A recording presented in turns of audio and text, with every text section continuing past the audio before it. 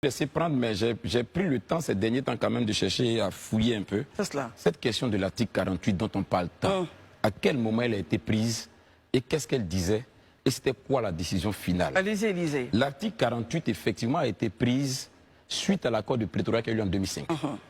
Et c'était en prélude aux élections générales de 2005. Alors, on va faire un peu de pédagogie. Pour ceux qui nous regardent et qui se disent, il parle de quel article 48? Petit rappel.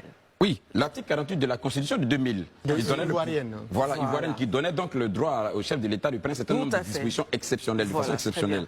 Et cet article 48 a été prise suite à l'accord de Pretoria, où sur instruction, bien évidemment, du facilitateur, donc de M. Thabo Mbeki, a demandé au chef de l'État de prendre donc cette disposition-là pour permettre que l'ensemble des candidats en conflit à la crise, comment on appelle ça, qui a abouti à la rébellion, de pouvoir être candidat. C'était pour l'élection 2005. Dans un cadre précis, c'est ça, Élisée? Oui, c'était pour l'élection 2005.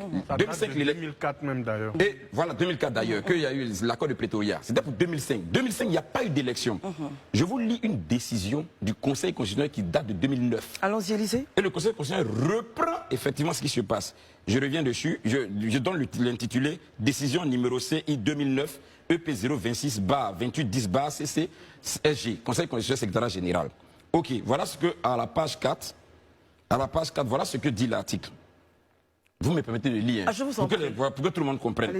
Considérant par ailleurs que l'article 2 de la décision, je vous épargne tout, 2014-2002, indique que la décision numéro 2005, PR du 5 mai 2005, produit son plein effet pour l'élection présidentielle du 29 novembre, qu'en vertu de l'article 1 de la décision, je vais vous citer un peu tout ça, je viens sur ça, considérant que ces tests consacrent deux catégories de candidats, à savoir d'une part les candidats présentés par les partis politiques signataires de l'accord de Linas Marcoussi, déclarés éligibles, et d'autre part les autres candidats soumis aux dispositions constitutionnelles, législatives et réglementaires en vigueur.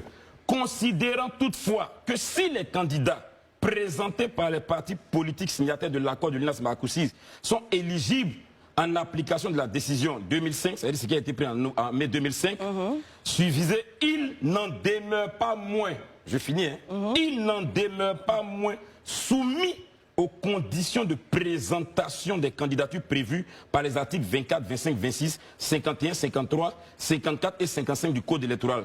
Qu'en conséquence, le candidat à l'élection présidentielle issu de cette première catégorie, c'est-à-dire donc ceux qui ont bénéficié de l'accord, est tenu de produire une déclaration de candidature revêtue de la signature en indiquant les mentions relatives. Ses noms et prénoms, sa filiation, sa date et son lieu de naissance, sa nationalité, son domicile, sa profession, la nationalité de ses pères et mères, la couleur, le sigle et le symbole choisi par les bulletins uniques de vote, le parti politique l'ayant investi, le cas échéant. Quand on finit de dire ça, en bon français, ça veut dire quoi? Quoique ces personnes-là aient bénéficié des résultats d'un accord qui a eu lieu en 2004, ça ne les exempte pas de produire les documents qu'il faut pour être candidat. Ça veut dire quoi? Même si tu avais été éligible, ça veut dire que l'article 48 t'avait rendu éligible, tu as l'obligation de produire les documents exigés. Ça veut dire que si au terme Justement, pourquoi vous insistez sur les documents? Mais c'est important, parce que ça veut dire quoi? Ça veut dire que si au terme de ce processus, quelqu'un a été donc déclaré candidat, ça veut dire qu'il remplissait les conditions. C'est ce que ça veut dire. Ça veut dire qu'on va au-delà de l'accord. Ça veut dire s'il a été au terme du... Parce que je peux sortir la liste de ceux qui ont été retenus. En parallèle maintenant avec la situation que nous vivons, Élisée. Oui, ce que je veux dire, c'est simple, hein. Je vais juste expliquer quelque chose. Vous savez, un mensonge plusieurs fois répété finit par devenir une vérité. Selon certains, oui. Ça finit par devenir une vérité. L'article 48, là, elle a été prise dans un contexte précis. Mais l'article 48, là, c'est pas ça qui a rendu Ouattara éligible. Ce qui a rendu Ouattara... Qu'est-ce qu'il a rendu éligible? Mais c'est ce que je viens de lire. Ce qui a rendu le président Ouattara éligible. L'article 48 a rendu éligibles les candidats.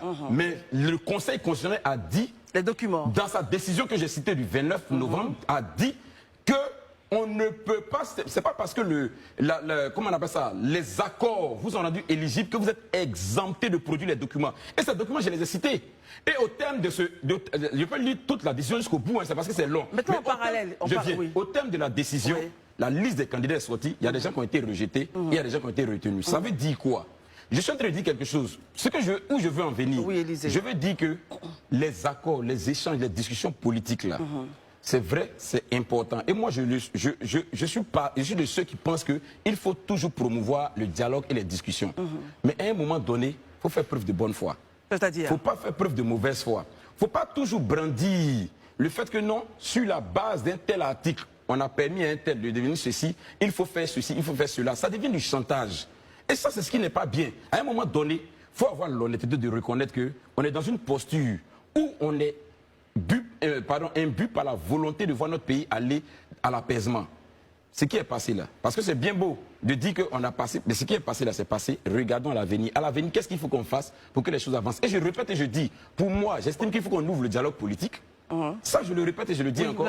Et qu'on en discute et qu'on trouve un terrain d'entente qui soit à même de vraiment créer les conditions des futures élections apaisées.